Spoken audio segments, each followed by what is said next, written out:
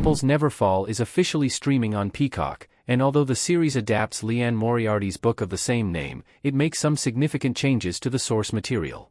Peacock's adaptation keeps the central premise of the book. It centers on the disappearance of Joy Delaney, the matriarch of a tennis-loving family that seems perfect on the outside. However, the Delaneys have some deep-seated dysfunction happening behind closed doors. Joy going missing upends the Delaneys' lives, bringing out all their secrets and exposing their true feelings towards one another. The cast of Apples Never Fall brings this narrative to life brilliantly, and in some ways, the Peacock series surpasses the source material. It takes a deeper look at the main characters, and it expands on certain story beats while abandoning those less relevant to the plot.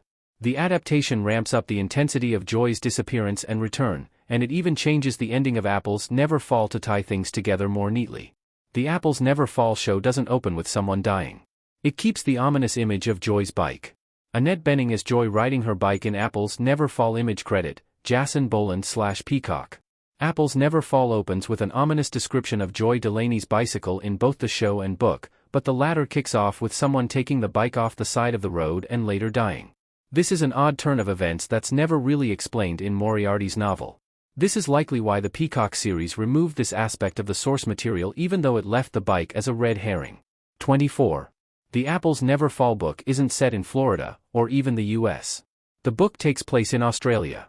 Sam Neill looking at Annette Bening and Jake Lacey on tennis court in Apples Never Fall. Perhaps one of the biggest changes Peacock's Apples Never Fall show makes to the source material is the location of the story. Moriarty's novel is set in Australia, likely because the author herself is Australian. However, Peacock's adaptation moves the Delaneys to southern Florida and has the story play out in the US. 23. Joy Delaney is way more interested in grandchildren in the book. Her frustrations with her kids are more subtle in the show. Annette Bening as Joy Delaney sitting at a table and smiling in Apples Never Fall. Image credit, Jason Boland/Peacock.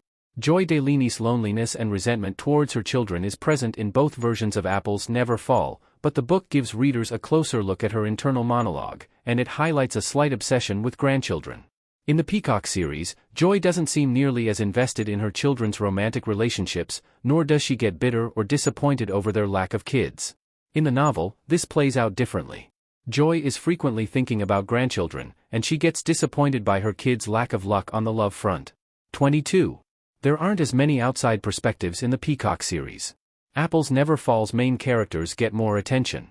Brooke, Troy, Amy, and Logan Delaney sitting at a table outdoors in Apples Never Fall. Image credit, Vince Valatutti/Peacock. The Apples Never Fall book often jumps into perspectives outside the Delaney family, with waitresses, neighbors, and other characters observing the group from afar. For obvious reasons, the Peacock series sticks to the family in question, digging deeper into the Delaneys themselves rather than taking a distanced view of them. This allows them to be more interesting and relatable characters, even if they aren't always likable. 21. A member of the Delaney family is missing from the Peacock adaptation. Steffi the dog isn't in the TV series. The Delaney family posing for a picture in Apples Never Fall. The Delaneys have a dog named Steffi in Moriarty's book, but the Apples Never Fall show removes the family pet from the equation. To be fair, Steffi doesn't play a major role in the novel, and the one thing he does do is cut entirely from the Peacock series.